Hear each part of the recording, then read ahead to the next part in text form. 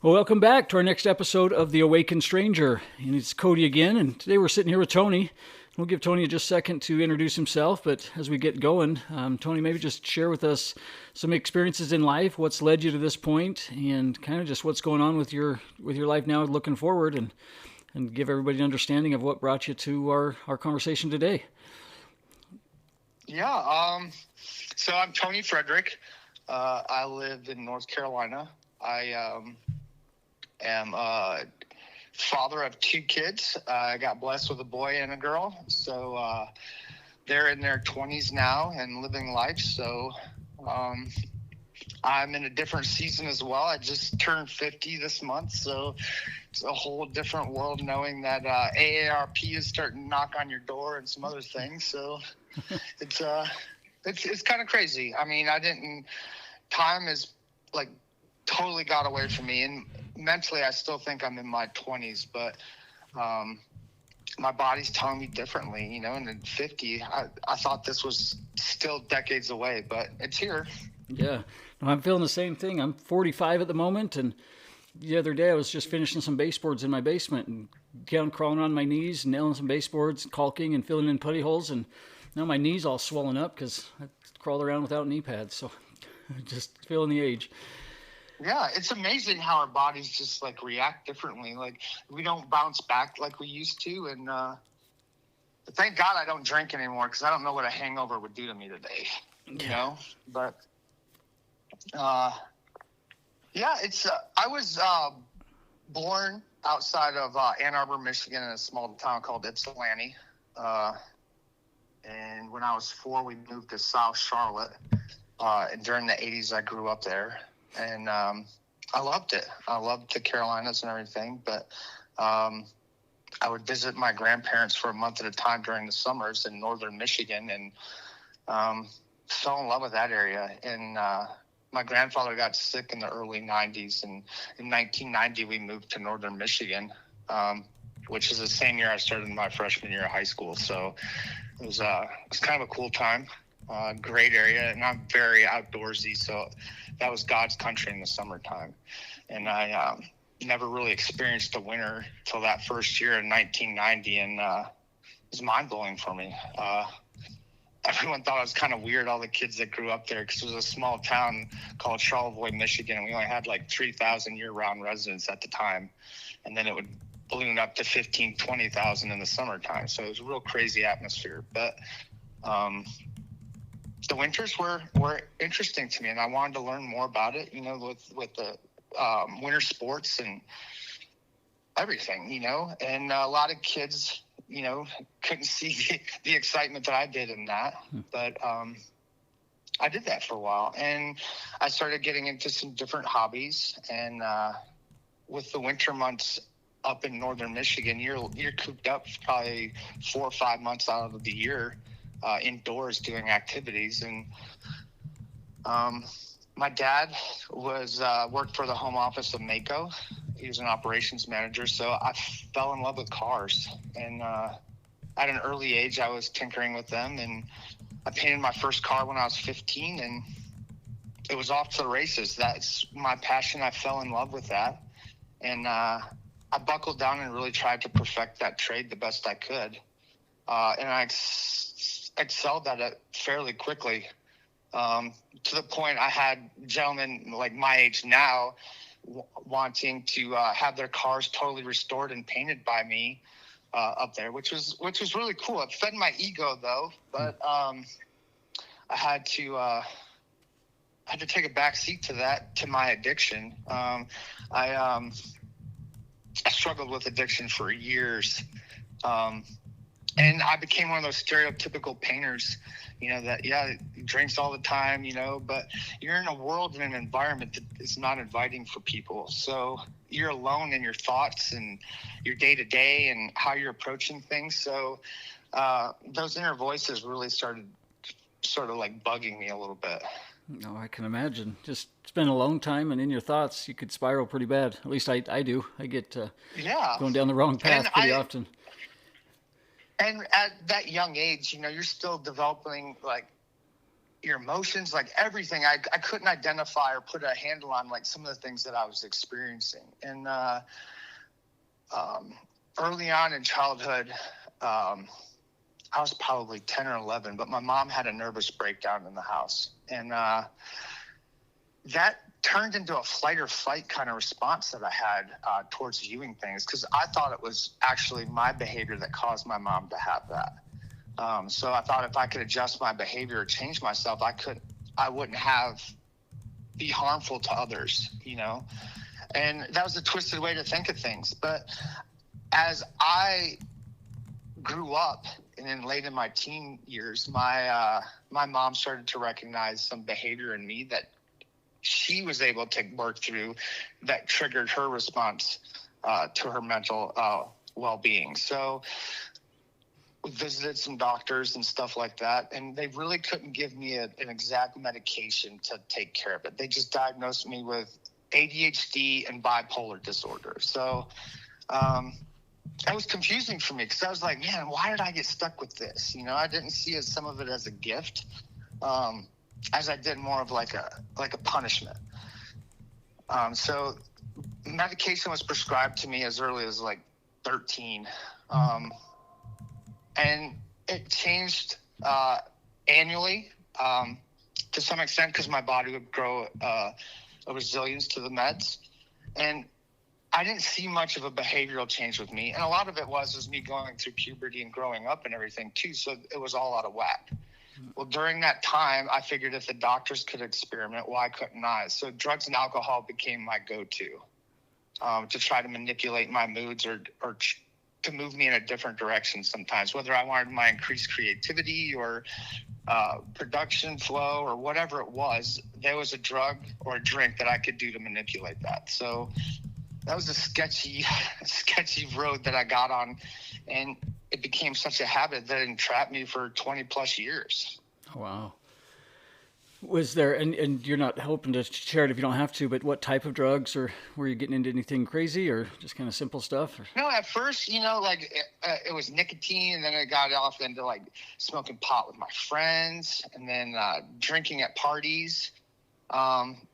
And then, you know, harder things started coming my way, like mushrooms and acid and just all sorts of different stuff. And my thing is like, oh, as long as I'm not putting a needle in my arm, I'm okay, you know? And pills were very popular with me. It was just because there were certain ones that could do just about anything to manipulate your feelings. So that's where my head was at. But I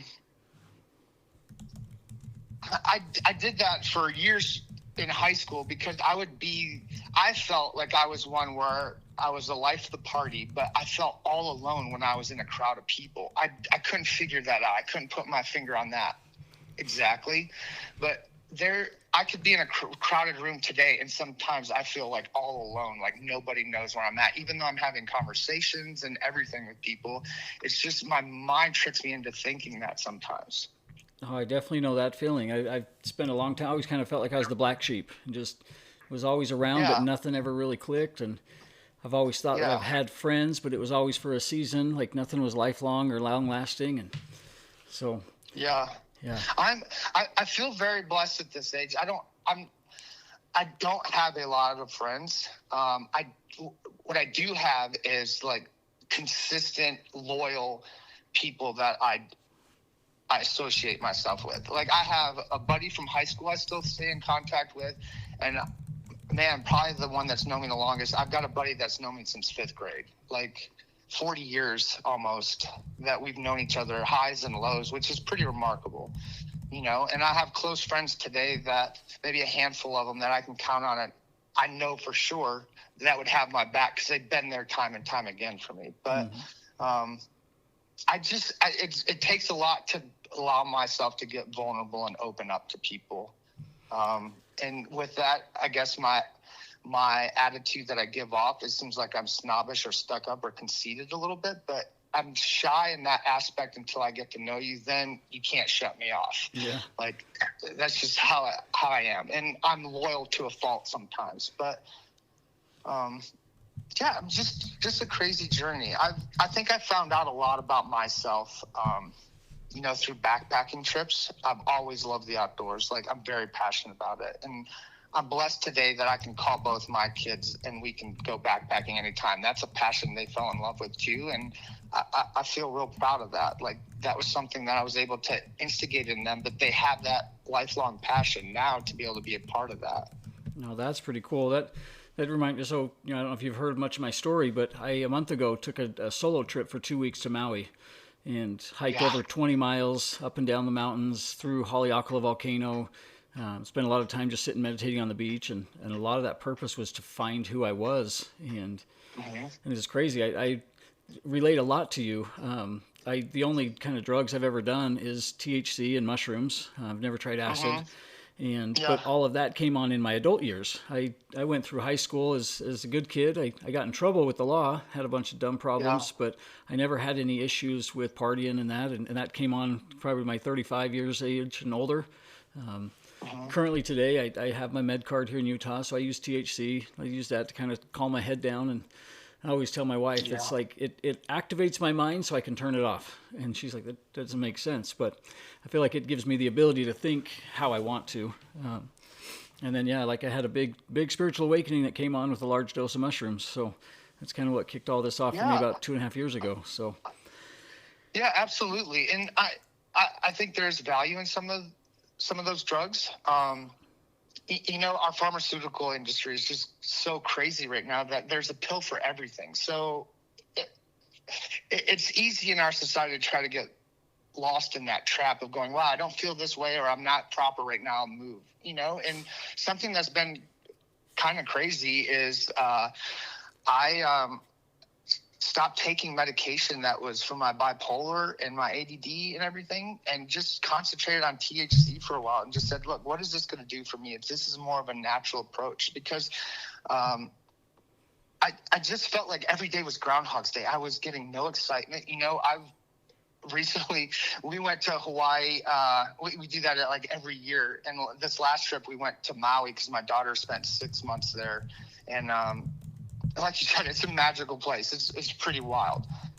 But with that, I was like, I've got to change what's going on. This is not exciting to me. Like, nothing's going on right now. And this should be like my peak of how my excitement is in filling my tank. yeah, And it's been probably 6 months since I've been on any kind of medication. And my life is totally like transformed and turned around. Like, mentally, clarity and everything. I don't feel like sedated or bogged down with anything right now. Like, my creative energy is very high. My communication skills are better. nice. There's just been so many instances where I can say, wow, this is better for me. And I made sure that I surrounded myself with safety nets, like my friends, my wife especially, let her know that this is what's going on. This is what I'm choosing to do. Are you on board or not on board? And, I gave her the freedom to be able to say, hey, like, look, you're getting out of whack, or, like, maybe we need to talk about something. But she agreed too. She saw a total difference in my behavior and my attitude towards things, since we've been on this journey together. That's pretty cool. And having your spouse there along your side is probably more special than a lot of people understand, because I think that's where a lot Yeah. of people are feeling like things change in their life and things are happening, but only one person in the marriage or the relationship is kind of in that change mode. So that's very cool that you guys Yeah. have that support for each other. So Yeah, and I feel really blessed to have someone that supports me like she does. She's a special person because I put her through so much bullshit with my addiction and other things in life that, the average person wouldn't stick around. Or I know at least I wouldn't have had the patience to be as patient as she has been with me. So, like, I want her to reap the rewards and benefits of what my hard work is going for, So to keep her inclusive is very important to me. She's had my back, and I want to make sure that I'm there to have her back. nice. And how long have you guys been together? Wow, it's a whirlwind. So all things point to we shouldn't be together right now because I was actually engaged to another woman when I lived in Michigan, and I came down to visit my buddy from grade school, and we were going to look to move to North Carolina again. And I went out with some friends that evening with my buddy and some other friends from school and everything. And Karen was part of that group. My wife, that I'd never met before. These were other kids that I went to school with, but she was just an acquaintance of some other friends that I had. And I was taken back and smitten by her. I was like, whoa, who's this? And I was with my fiance at the time, and I'm like, what is going on here? Like, this conflicting thoughts that I have is like, I'm engaged to this person, but like I'm attracted to this other person because of how she's presenting herself. Like, not just looks. It was just, she just put off this different energy. Yeah. And when I went home after this trip, I had a conversation with my dad, and I said, I don't think I'm going to follow through with this marriage, Dad. And he's like, what do you mean? And I was like, I went on a trip to go look about moving to North Carolina. And when we went out, I met somebody, and I wasn't even like we clicked or anything. It was just, I was smitten by her. And I said, if I have feelings for another woman and I'm engaged to someone right now, I don't think I need to follow through with this because it's not the one. Because the one should not cause me to think about someone else.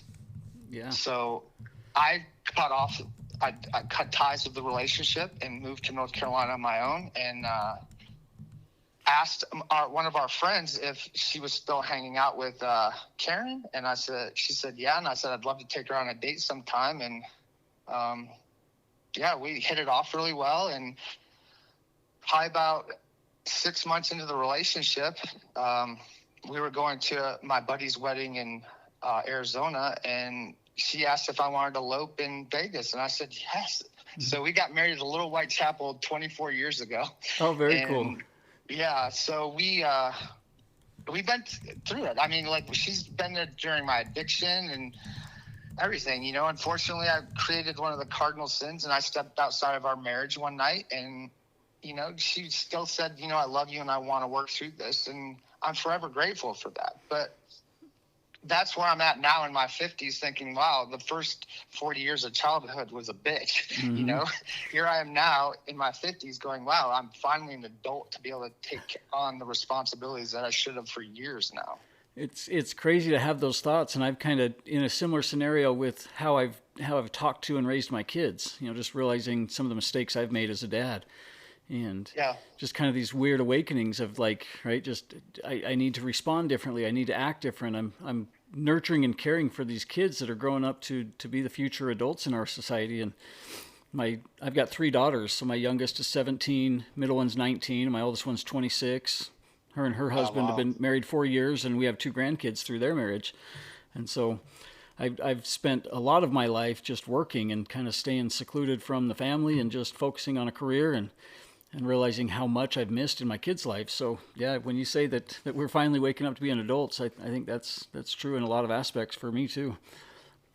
Wow. Yeah, you hit on something earlier too, you know, about finding yourself. Like, I think I was 22 years old. I owned my own business at the time. I owned a body shop. It was doing pretty well. And I just told myself, I'm going to take a month off and I'm going to backpack through Europe. And I did. I bought a plane ticket from to Detroit to Paris, and I spent 4 months wandering Europe. I did 8 countries in 4 weeks.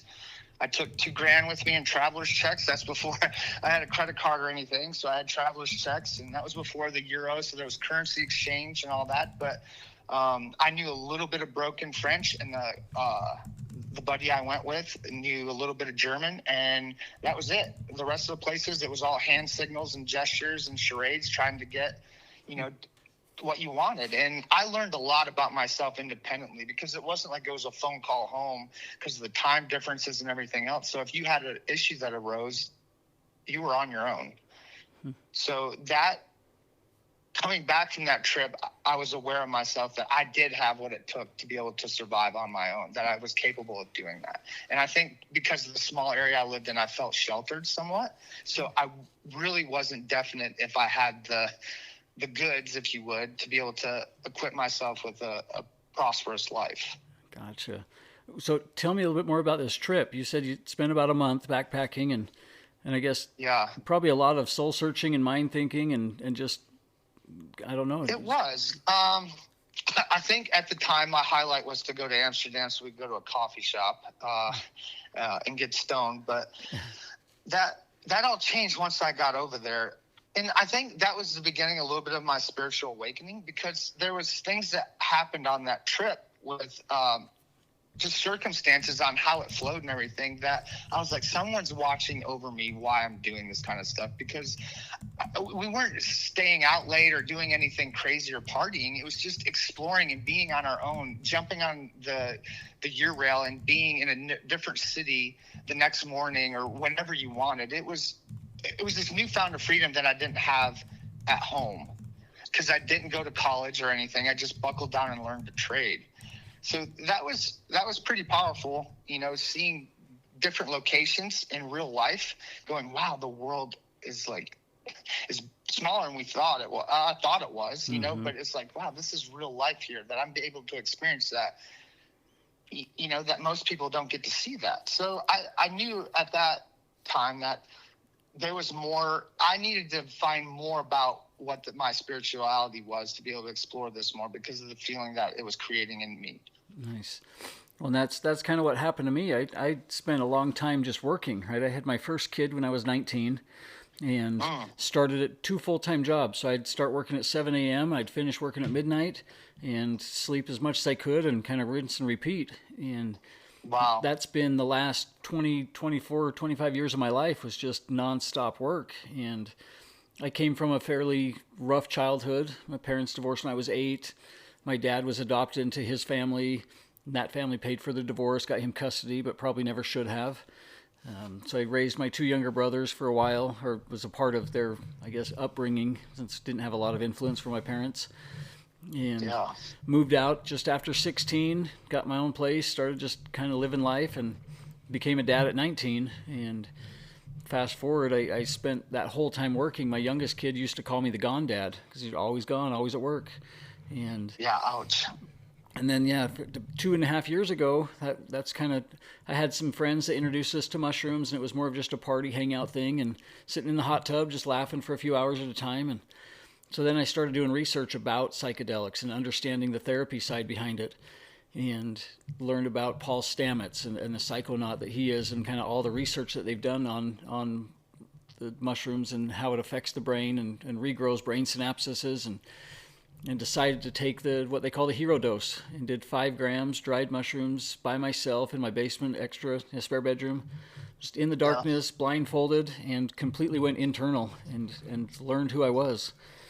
And it was an amazing experience. Left my body, kind of saw what the universe was. I watched how things were created. Felt like I was kind of shown, and I use the word God still, but in my mind it's bigger than a religious being. I think God is, the universe, source, the creator, kind of the original point of awareness. And felt like I was shown something bigger than just religion, more on the spiritual side, and something way larger than anything I could ever comprehend at the time. And now, kind of as that process has come forward, I've had 2 or 3 other kind of awakening moments where just new things in my life have become clear. And part of that was my relationship with my kids, is learning that I've spent a long time just giving them everything that I thought they wanted, because things that I never had as a dad or kid growing up, and wanted to be the dad that was always providing and always giving, and taking them on the vacation. So my kids have been to Hawaii probably more times than I'd like to admit. We've anything they need and ask for, they want, it's ordered, they have it here, and thought that was kind of how I was loving my kids. And then I get told that they don't know who I am. That my kids tell me, "Oh, we've had a great life, Dad, but we don't know who you are." And that moment shifted everything for me, and how I realized that I was showing them what I thought was their love language, but it was really my inner child's love language. I grew up not having a lot, and I wanted to give everything that I never had. And I find out that I was fulfilling my own love wants, and feeding my own inner child, and kind of neglecting what my kids needed. And so that's now been kind of the focus, learning how to connect with them, talk to them on their level, communicate on ways that they need to be heard from. And it's totally changed the dynamic of our relationship. And now I'm allowing to kind of work through some of the stuff that I've caused in the past, and talk through those problems, and open up, because I was, for a long time, wasn't in the mindset that was possible. So it's kind of cool to see that just a lot of other people are going through things where they're now open to just talking. So Yeah, my wife and I talked about, with raising our kids, how we wanted to do things differently. And one of my things is sort of breaking generational curses with the addiction kind of thing. Like, I didn't know the first bout I went, I've been to rehab for cocaine addiction and then alcohol addiction for the second time, or prescription medication and stuff too. But it was one of those things where when I was in there, they started telling me, like, some of this is hereditary, it's passed on. And there was no alcohol in my house growing up, so I couldn't comprehend how it was that way. And come to find out, my grandfather on that side of the family, like his brothers, everybody were stone cold alcoholics. And I didn't know any piece of this information. And that's the reason why my mom was adamant about no alcohol in the house, because she grew up with that kind of environment. And she sheltered us from it enough where we didn't know anything about it. So when I started experimenting and stuff like that, when it got out of control, I came back from rehab asking these questions to my parents about things. And, my mom set me down and she's like, well, we need to have a serious conversation. And I was like, oh shit, like, what is this about? And she just divulged a whole bunch of information. And I was like, wow, like, this is kind of wild how, like, through the generations, it continues to have this, like, thread. And my brother was very addictive, and I had 2 half sisters from my dad's previous marriage that both of them were they had addiction behaviors. So it was like, this is crazy. And I wanted to make sure that wasn't going to repeat with my kids. I was like, whatever I do, I'm going to be 100% honest and open. This isn't an allergy. This is real life. Like, dad has a freaking drinking problem, and it will kill him if he keeps doing that. That I want you to be aware that someday, if you decide to open this door, that it might take you years, if not decades, to close this again. And, both my kids today, they could have a drink and leave it on the table and walk away from it, and no big deal, And that was my true tell of alcohol abuse when I was younger. If you left anything in the bottle before you went to bed, so that was pretty rewarding, knowing that my God, that I understand, was able to provide that, through my hard work and everything, that I could show due diligence of what this was like. Oh, that's cool. In my house, because I'm the same way. I grew up staying away from drugs and alcohol during my teen years, and then in the adult years, 35 on, it kind of became. And I have a very addictive personality. I tried to anything I do, I go in not even just 2 feet. It's like a head dive first and go all in. Everything with my hobbies. Ask questions later. Yep. Everything with hobbies and all of that. So I know that that's my personality, and knowing how kind of things work, my kids are probably going to be dealing with similar things. So we have a rule in my house that says only one illegal thing at a time. If you're wanting to experience alcohol, then that's okay in a safe environment, but you're definitely not driving anywhere. Or, right. And knowing that I've used THC as my kind of my help for myself. I've got daughters that have tried it as well, and that's our rule: is one illegal thing at a time, and knowing that that's just life is what it is, and kids are going to do what they're going to do, but I would much rather be a part of knowing things are done safely and in an environment that couldn't cause them long-term damage. So I know what I've done as a kid and growing up, that I can't imagine that I could expect all my kids to just be perfect. So we definitely talk about it. We're open, and just, I guess, like they say, let your kids do dangerous things carefully and give them the experience of life just in a safe environment. So. Yeah, I was a little nervous,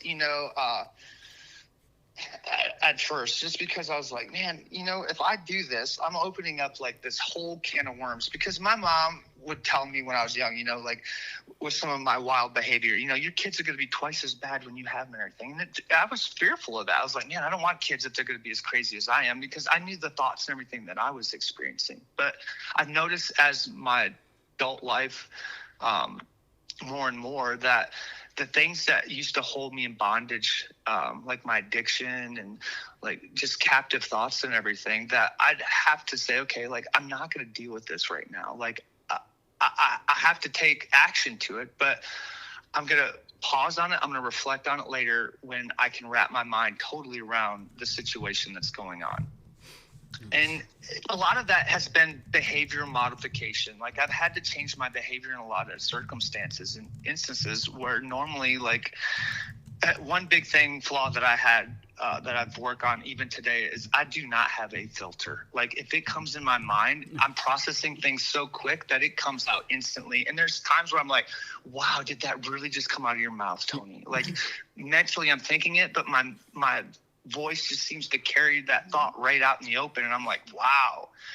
So I've worked on that kind of stuff, but in return, that's increased my communication with others, being like, look, I'm a little off right now. I feel even more crazier than I am, that you need to be aware of what our conversation will lead to if I continue to talk about this, because I don't want anything to hurt or harm somebody, and our tongues can be some serious weapons sometimes. Mm-hmm. Well, and that's funny you say that, because I feel the same way. I tend to say even that my mouth works way faster than my brain. And I think it's the opposite. Our brain's probably just processing so fast that we're just keeping up. And that's something I've seen myself. And, they say with ADHD, you get into a conversation and you've already figured out the solution. You've already given this the answer to everything. And now you're already off solving another problem before somebody finishes their sentence. And that's, right. I find myself doing that a lot. That's definitely very unique. Not unique, but I guess more of a coincidence that there's a lot of similarities in kind of you and I. And I don't know. I've always had this feeling that certain people are the ones that are here to kind of help raise the consciousness, raise frequency, to be a part of this awakening. And I feel like we've all had to go through something pretty significant in our life to have an understanding of what other people are going to be going through or just coming out of. So I think it's important that you're probably here for a reason to share your story, because there's a lot of people that might just be at the beginning phases of what you've already been through. So. Well, I think some of my turning point is, I was like, my drinking for the longest time, I was frustrated with others telling me, like, maybe you should slow down or maybe you shouldn't do that. I was like, why? It's not affecting you. This has everything to do with me. Like, it's not affecting you. Why would you bother? But I didn't realize till I sobered up that it affected everybody. Anything and everything I touched was affected by it, and that was me getting in trouble with the law.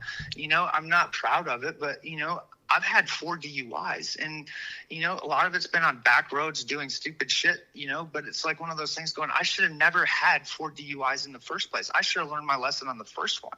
Mm-hmm. But it was this repetitive nature that I did, that it was like, okay, there's no wise judgment after alcohol touches my lips. And if I remove that, then I don't have to worry about these unforeseen circumstances or consequences coming my way, and it's totally wild how your mind will put you in places where you feel that there's no escape or anything else. Mm-hmm. And you try to work through it with the turmoil and aggravation that's going on at the time.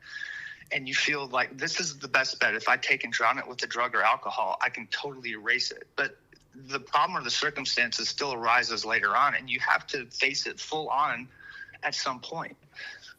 So I get to the point now where I'm like, if I'm having issues, I have to rip the Band-Aid off now. Mm-hmm. Like, I have to do that because I'm going to hold a resentment against you. I'm going to harbor on this, and I'm going to create the most wild scenario in my head that's going to be absolute truth in my mind that will be so far-fetched. It'll be like no coming back from, Yeah. And I think of life as kind of like a spiral, right? An upward rising spiral. And we continue to repeat ourselves and repeat things until we learn the lesson. And and you mentioned that, like, I do that a lot too. Something happens in my head, and if I don't talk it out or I don't express like what's going on, I've gotten so far spun up that now it's like I don't even know if I dare to talk to somebody, because I don't know if the story I've created in my head is even close to reality, and I don't know how they're going to respond to me. And I sometimes work up myself so much that I'm like, I just got to cut ties now because I don't know what's going on. So yeah, right. And I totally relate to that, and there's been times like, I think the one that's seen it the most is probably my wife. There's times where she'll see me and I'll be off a little bit, and she's like, where's your head at? And I was like, I have no idea right now. Like, I really don't know where my head's at. And she'll go, okay, like, let's start from square one. Like, are you okay today? And I'm like, yeah, I'm okay. And she's like, what's next? And sometimes we'll discuss a scenario, and she goes, how did you arrive there? And I'm like, I don't know. But I feel that that's the right answer. She goes, it's so far from the truth. It's pathetic. Like, you were so far out there, Tony, and you lost touch with what the reality of what the situation was, that it's unexplainable. No wonder you get tied up in this situation. And I'm like, I know, but it's through the grace of God that I've been able to say, okay, like, pause.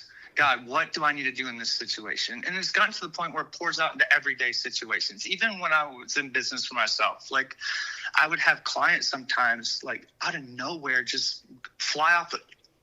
I had one instance one time where a customer just flew off at me at the spur of the moment, and I was just taken back by it. And my first reaction was to spout back and just blast that person. But I was like, wait, hold on. This has nothing to do with me right now. I have no idea what's going on, but I'm just going to endure this for a few minutes and ride it out. And I did. And it wasn't not even 15, 20 minutes later, I get an apology from this person going, I'm so sorry. I had a rotten phone call and you were here and I took it out on you and that was wrong.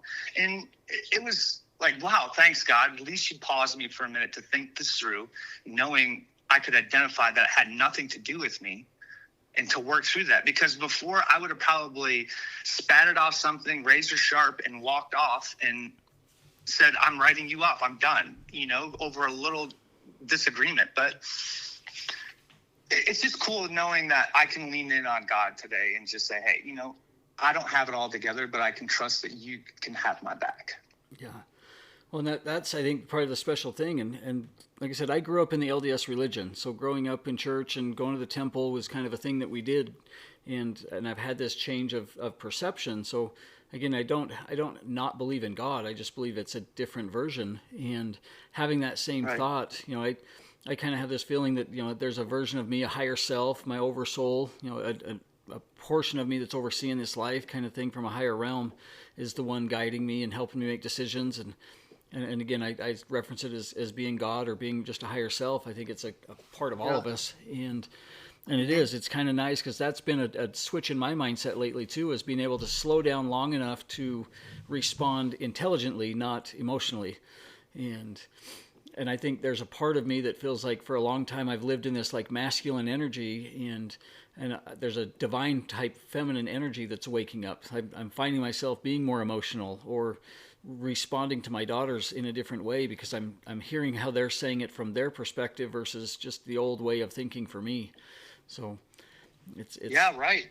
Definitely something different when you start thinking that you've been this tough guy and a guy that doesn't cry and he just goes and produces and comes home with a paycheck and that's what you do. And then all of a sudden here I am trying to solve emotional problems and have a emotional conversation with my daughters and figure out why I'm crying so much or what's going on and why I'm releasing all these pent up emotions and having all these old childhood memories come up. And I'm like, man, there is a lot of crap that I'm clearing out. So it's a work in progress for me for sure. So it's definitely, but yeah, hearing that you've got your wife there to support you and to kind of help keep you in check, if you will, just somebody that helps remember, or can acknowledge when things don't look right for you. Like that's powerful. That sounds like an amazing relationship.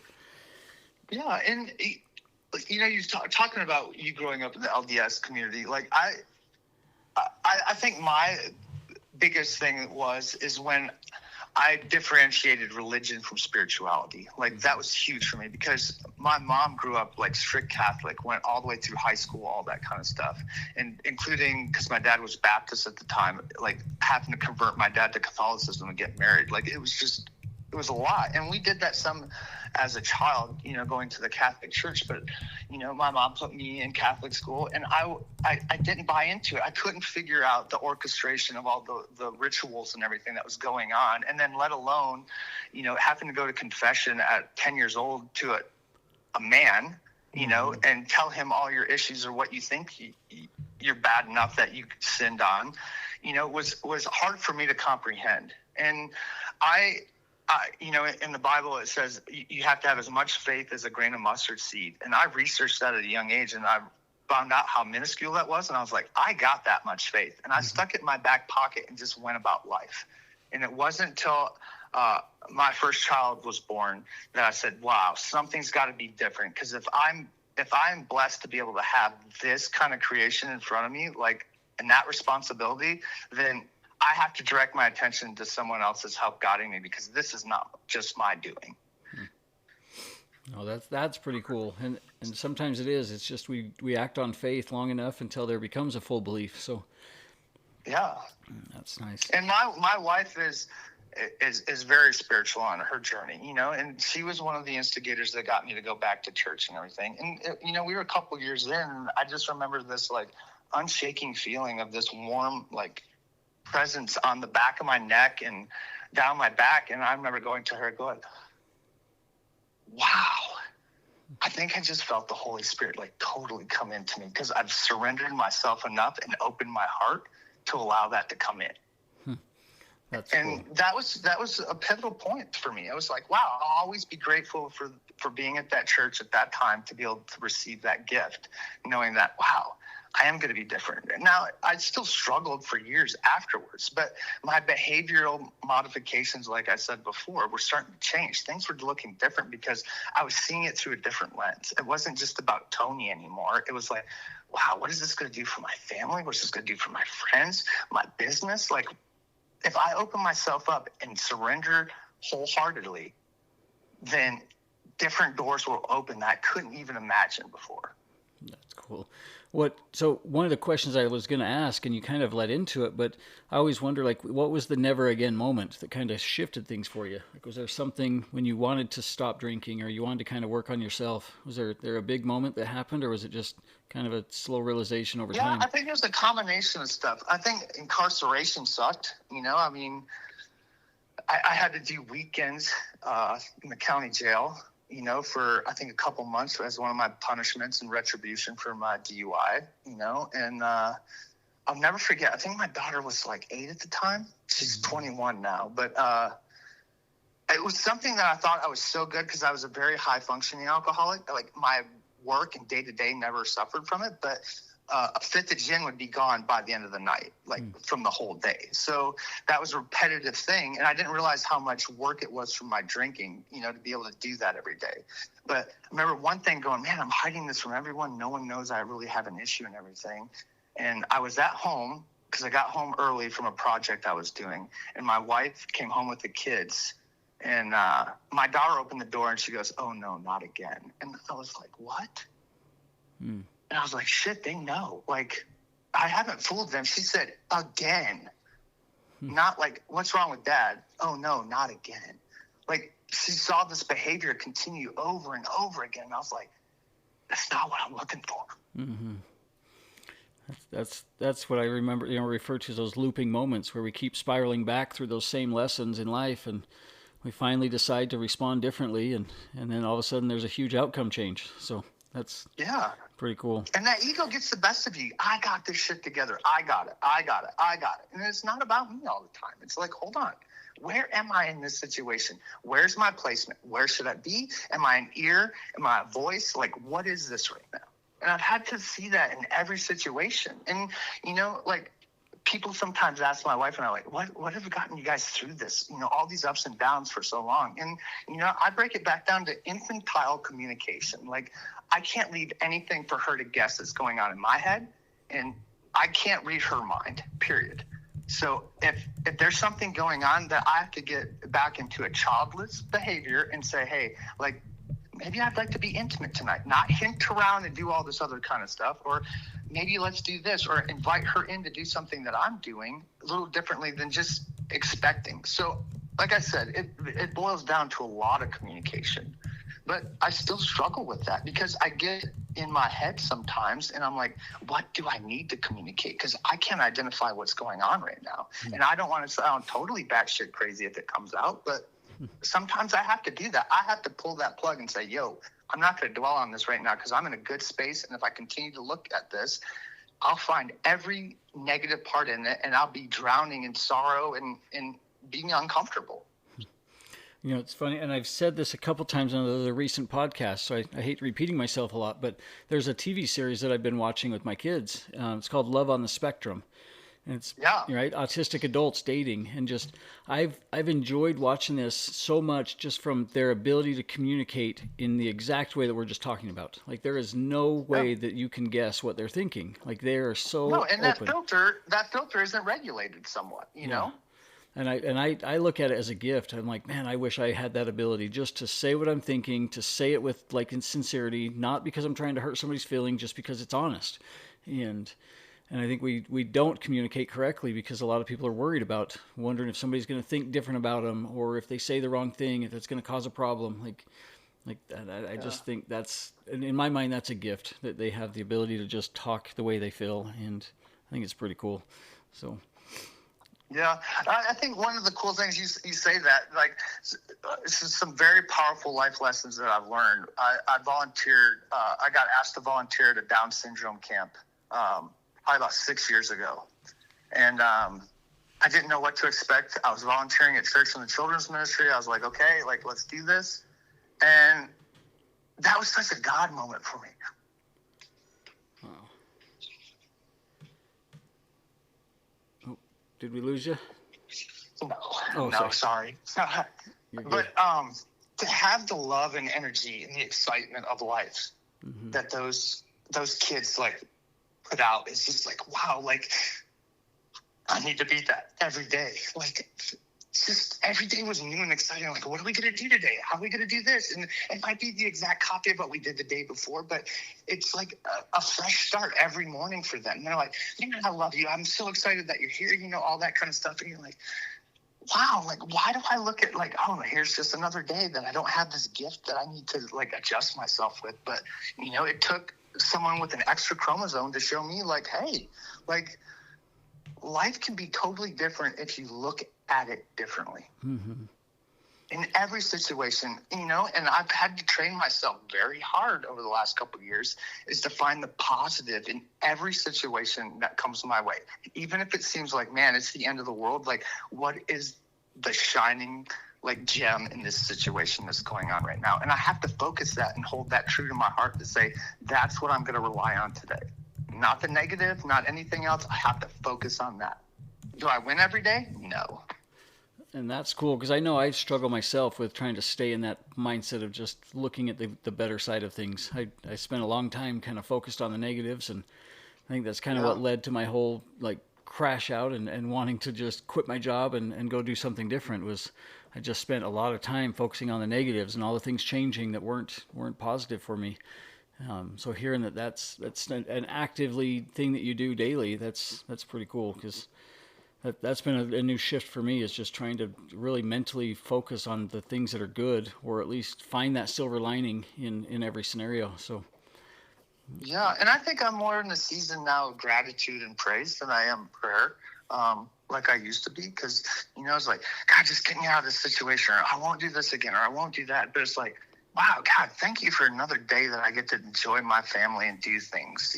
Like, I get to experience the outdoors. I get to go on some cool trips. I have a great job, that kind of stuff. That I'm constantly praising and thanking him for the little things that I have. Like, man, I didn't do that before. It was all like, what can you do for me? Can I get this? I need this. I need this. And I'm always in this state of want, and now it's exciting to be able to help others and to do other things, through that, like, changing of the perspective of the mundane, I guess. mm-hmm. No, and it is, like you said, perspective's key, and how we look at things are going to be how we create our reality and how we respond to things. So I think that alone is the big lesson here, maybe. So. Well, and like, like my life verse, reading in the Bible and everything was Romans 12:2. It says, do not conform to the patterns of this world, but be transformed by the renewing of your mind. And I was like, I can do that. Like, I have to transform my mind. That's the problem. It all lies upstairs. Like, That's the key. It's not a world. It's not a pill I can take. It's not a worldly possession I can own. It's in my mind. That if that's transformed, that's key to my happiness, my success, my freedom, like everything. Wow. Well, and that goes to show how much power you truly have, and when you understand it, you can then create correctly. So. And I think you hit it. Like, once you understand that it's a gift to some extent to have that. Like, I'm very, very creative. Like, my mind will go in a totally different direction on an object or something creatively. And I've had that look at that internally in my life, going, wow, God created me like this because I am a little differently. That I don't have to sedate myself with these feelings or these thoughts or anything else that I have, that this is from him. that I need to explore it further, not suppress it, and that's been a wild journey. There's been doors opened up that I would have totally not been on the radar to open before, just because of my mind shift or my mind perspective on a certain situation. And there's been certain things in business where I've had to just like buckle my boots and say, okay, like, I don't know what I'm doing right now, but I'm going to work through it. I'm going to focus, and I'm going to try to learn this technique or whatever it has to accomplish it, because, God put those people in my life for a reason. And that's what I had to focus on, that perspective of. Nice.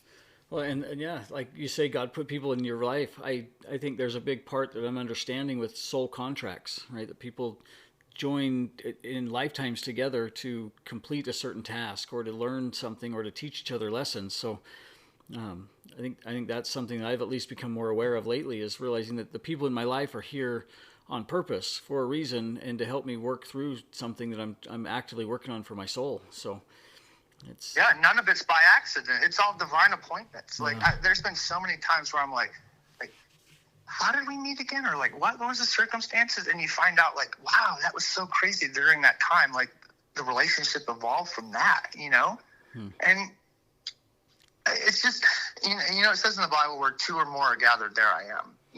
And there's a lot of times I felt the presence just being around somebody else, going, I don't know what it is, but I'm just gravitated for you something. And it's an energy you're putting off, or your light, or whatever it is, but it's inviting, and I want more of it, or closer to it.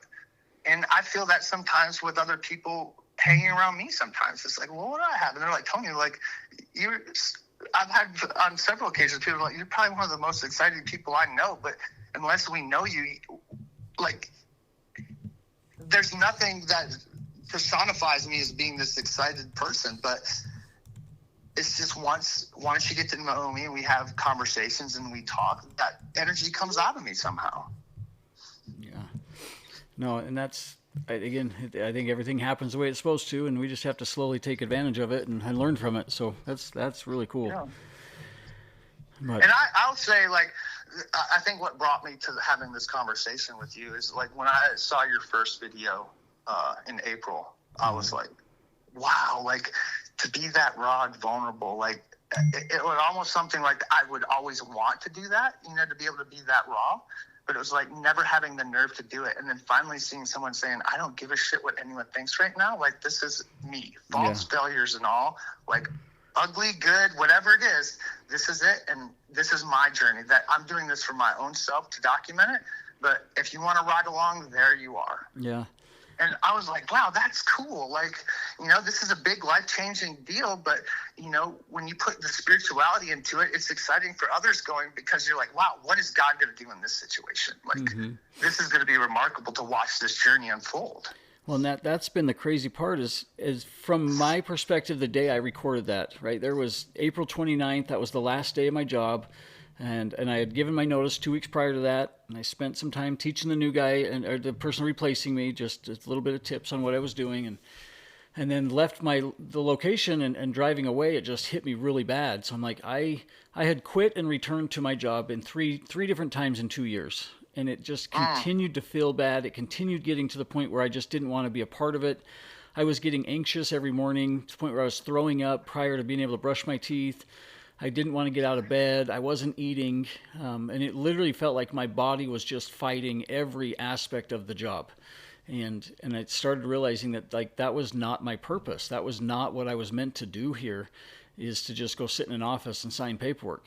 I was a finance manager for a big dealership, and to just sit there and get loans approved and get funding and sell customers products and warranties and gap maintenance contracts, like, that was something I was really good at, because I was able to communicate with people, and I could spend a little bit of time with them and kind of just get them to open up really quick, and then realize that, right, there's a need for protection on your car and things break down, and realizing that I was good at communicating, but it was benefiting me, and I felt like I was taking away from people versus giving back to them. And that was the shift. I made this decision and on my trip by myself to Maui, was like trying to define who I was, what I wanted in my life, and what I was no longer okay with. And after coming home from that vacation, I didn't really have a solution to who I was or what I wanted. I just knew what I no longer did want. And I slowly just started removing that stuff from my life, and the job became one of them.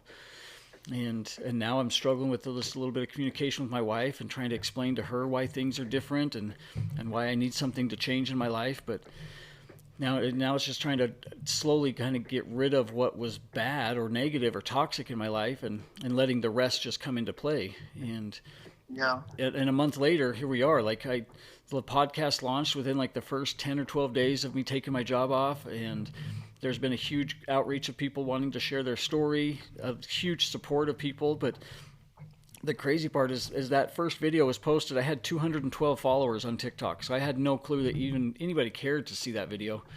And now it's over like 750,000 views. And there's just an amazing amount of people that are just supporting me, as well as the advice, as well as saying, me too. Like, I needed something different and I didn't know what to do, or thanks for the courage. I'm like, I don't know if it's courage or stupidity, but I knew that I was to a part that if I didn't do something drastic, I was going to return to that same cycle. I was going to keep looping my same patterns.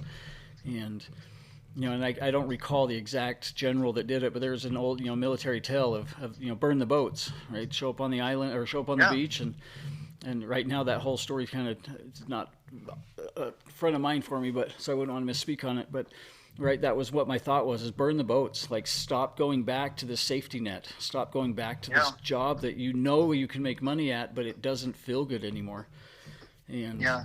And to this moment, right, I've been smart enough with money. We've got money in savings. I'll be able to cover my expenses for about a year without having a paycheck, but still have the plans of building the business. We're looking at building a charter boat up in Alaska, and my whole plan was to be a part of families' vacations and their memories of their happy time. And so that was my initial why. That's what I wanted to do, is stop taking from people and start being a part of their happy moments, their memories, just being a part of the things that they talk about for 10 years down the road. A fishing trip, a sailboat time, being on the ocean, just being out in nature, being free. And so that was my direction. And then the online post happened and everything went off, and now the podcast, and now I'm communicating with people in 9 different countries. We have 3 scheduled calls a day. And wow. And this has been just something that I've really enjoyed doing, that's beneficial for me while I'm also in the process of building a company. And so it just feels like I was opening up to something way bigger than anything I'd ever planned on. And it's just been a fun ride. But I know that everything here is for the benefit of the masses, not just for me. But I'm definitely getting my own benefit of being able to speak and kind of share my own thoughts, and kind of more self-guided therapy versus sitting in front of a therapist. But it kind of shown me that a lot of people need to talk. A lot of people need to just get things off their chest. So. Yeah, absolutely. And I think, you got to close one door before another one opens, and a lot of times it's closing that chapter, I refer it back to my addiction a little bit. It was like, I was comfortable in being in that mess for so long that it was normal for me. Like, I could understand. I knew the repercussions. I get too drunk or anything and my wife gets pissed off at me. I'm on the couch for 3 days, then we make up and things are fine again for a while till I screw up again. Like, I got comfortable in that dysfunction for so long. I was like, whoa, this has got to stop. Like, this is not normal. And some of it was fear of the unknown. Like, what is my life going to look like if I don't have this, or I'm not referring to this all the time? Like, I don't know what that's like. I know what this chaos is like. I can live in this. But everyone around me was being dragged into that cesspool at the same time. So, that Me Too thing goes a long ways. Like, when you can talk about something vulnerable to someone else and they look you in the face and you're like shy to talk about it or very vulnerable about it, and they look you in the face and they go, "Me too," and you're like, what? Like, this sigh of relief comes over you. You're like, you don't feel as disgusting as you used to anymore, but you're like, wow, that person can identify with me. Like, that's pretty remarkable. Like, I'm not alone in this situation. And I think, like what you said, there's so many people alone in their situation that they see someone trying to break out from the norm to do that. That's inviting. It's very inviting, and people are searching for that. Yeah. Well, and it's kind of been a weird thought, because I've noticed, just, again, I study patterns. I watch how people think, and that's something that just kind of drives me. I'd sit at the mall and just watch people walk around, because I like to watch how they think. But Yeah. it's right now there's this thought that like there was a big outreach of people on two of my posts, and a lot of them were the emotional ones where I just kind of had a full breakdown and was crying. And Yeah. I know there's a lot of people that want to be there and support, and that's kind of human nature, is to kind of be there and help somebody through a tough time. And then there's a side of me that wonders, like, is it just people wanting to see somebody struggle? Like, does the society been programmed that as long as somebody's doing worse than us, then let's pay attention to them? And it's sometimes a weird feeling of like wanting to be the person out there showing my authentic self, and then also wanting to be the one to help other people through their situations, but wondering how much of it is real. So I know there's a lot of But real there's people out so there. there's so much freedom in that authentic self, though. Yeah. So much freedom, you know? And someone told me at one time, you know, God can't bless the mask you're wearing. And that hit me pretty hard. I was like, wow, like, if I'm trying to be a false person, or I put on this persona of who I want you to think Tony is all the time, God can't bless that. And nor can I get anywhere in a relationship with that, because it's a false accusation of who I really am. And until I was able to come to grips with myself going, I'm a crazy person, regardless of my behavioral traits or anything else, that I got to be okay with that. And I'm comfortable with myself right now, that when you see me, no matter if I'm at work, if I'm at home, if I'm at church, wherever I'm at, like, when you see Tony, you get Tony. Like, there's no false pretense. Like, I'm going to tell you right, wrong, or indifferent of whether I'm on board or not. I'm very opinionated sometimes, but it is what it is. Like, it's Tony. Like, I'm that real, genuine person now, that I have so much freedom where I'm like, I'm okay with that. Like, I don't have to be anybody else. I don't have to compare myself to someone else. I don't have to apply myself like everybody else does. I am my own person. I'm going to take value in that. This is who God created me to be, and I'm okay with it. No, I love it. And it's funny because I've said those exact or similar words, you know, whether I'm at home or whether I'm at work, I'm the same person. And I don't change my behavior based on who I'm around, whether it's a new coworker, whether it's the executive of a company or the owner. Like, I'm the same person. And yeah, so I think being just authentically yourself is powerful. And it's amazing how inviting it is for other people. Like, I said, you know, being in a room full of people and feeling like lonely or all by myself, but I'm just like, this is who Tony is. I just have to remain firm and stand there and say, like, I'm here, like, whatever. And 9 times out of 10, those thoughts start to dissipate, and I can, like, blend in with the crowd a little bit. You know, I used to view myself as a chameleon when I was younger. I could fit into any situation, but was I authentic in any of those situations? Probably not. Yeah. But I was very good at camouflaging myself to fit in, or to be, like, not noticed in the background, to be there. That's funny because I'd say the same thing in high school, whether it was the group of the cowboys, the preppy kids, the car, you know, the mechanics, the one that would work on cars, the gangsters, the one to be just tough guys, you know, the athletic, the jocks. Like, I had friends in all groups, and I was a part of everything, but really that individual that was just wanting to fit in somewhere. So yeah, absolutely. That's crazy. Like I said, like, the first 40 years of childhood was a real bitch for me. But, like, I'm on a different track now. I feel great. I'm excited for the next half century that God has to offer me. But I think it's wonderful that, you know, people are starting in this day and age, starting to understand more spiritual aspects of who they are and the beings that we've been created to be, that it's not all about the rat race that everyone's trying to achieve in this life. Like, a lot of that's such a make-believe world and fantasy that people can't grasp the concept of what real life is supposed to be lived like. Yeah, I like the saying. It says, you know, we're the only mammals on the planet that screwed up bad enough that we have a credit score and have to pay bills. Like, right? What the heck did we do wrong here? So right. But well, let me ask you this, kind of a final wrap-up question. But through your life, your experiences, kind of what you've seen, if you was to leave some advice for anybody that might follow them or find themselves kind of in similar shoes as you, what would be your advice to kind of give them some things to look forward to and how to work through what you've come through? I think your first thing is you have to surrender. Wholeheartedly, like, every ounce of your being, you have to surrender and just say, I'm done. Like, whatever the situation is that arose in your life, you have to say, okay, Is this something that I want to pursue, or is this something that I need to challenge myself to change? And, the challenging part is the hard part. Staying in a situation is fairly easy because you've already been put there. But my first aspect that I had to do was I had to surrender to God, to my family, to my friends, to everybody, and most importantly, to myself, and just say, like, look, in order for you to succeed in this life, I have to give everything up and change my lifestyle on how I'm going about things. And in return for me surrendering my life, I have to invite others in on an intimate level to help lift me up and support me through that situation.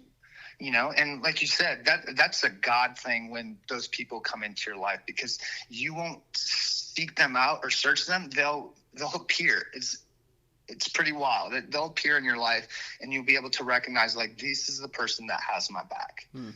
And communication, like, you have to dispel those thoughts and get them out. Once you talk about them in the open, there's no fear or anything to hide behind anymore. There's nothing that the enemy can beat you up over, because you feel that scarred or tainted person inside because you hold that back. It's not a perfect road. It isn't. I mean, I stumble daily, but I know that I rectify situations a lot faster than I used to. I confront things that I would avoid. I'm not a very confrontational person in any way, shape, or form. I avoid it like the plague, but there's certain things that I know in order to keep my sanity that I have to put in play with my behavior to allow myself this freedom that I've gained from the surrender. You doing that is not a weakness. It's actually a super strength to be able to do that. No, I definitely agree with that. That's probably one of the hardest things for a lot of people to do is to just be honest with themselves. So, yeah. Very powerful. Well, I can't thank you enough for the time that we've sat together and our conversation, and I hope we can continue a friendship and continue to know more about each other as we move forward. And again, absolutely. Thanks for the opportunity to let me share a little bit of my story. But if it helps one person, God's done his job. Yeah. You know what I mean? Because my biggest prayer that I have is if I battled this addiction just for the savior of my 2 kids, that was enough. Yeah. Well, that's amazing. And it sounds like you've built some pretty cool friendships, relationships, and really, like you've said, broken those generational traumas and curses and allowed your family to see something from a different perspective. So congratulations. That's pretty powerful. Thank you. I'm still a work in progress. Yeah. But it's one of those things where, I try to do it on a daily basis, and every day gets a little easier. There's bad days that I still have, but when you have that perspective shift, you're able to see the light at the end of the tunnel, no matter what situation you're in. For sure. Well, awesome. And again, thank you so much. And I can't wait to have the next conversation with you. Me too, Cody. Okay. Have a great day, and we'll talk soon. All right, man. Thank you, sir. Yep. Bye. Bye-bye. Wow. I love hearing people's stories, and Tony has an amazing life, amazing story, and you can definitely tell he's dialed in and focused on how he wants to create this new life coming forward. Thank you for your time, and thank you for sharing this episode with us and for your support, and I truly, truly appreciate you. And just a quick announcements, we do have our support group on Facebook, The Awakened Stranger, and go ahead and request access to that group. And I'd love to be able to share more intimate conversations and kind of question and answers, as well as supporting each other through these crazy times of life. And then on the bio page through TikTok or the Instagram side, TikTok is my name, at Cody Rampton. On Instagram, it's at The Awakened Stranger. And again, my name or my picture is on there. But there's links on both of those bios for the calendar if you wanted to schedule your time slot to have your own recorded episode and share your story with the world. I would love to be able to connect with anybody and everybody, and I think there's a lot of people out there could benefit from hearing your experiences. So please reach out and let's get some more of these calls scheduled, because I would love to be able to share this with the world. Hope you all have an amazing day, and again, thank you for your time and support with us, and I love you. We'll talk to you soon.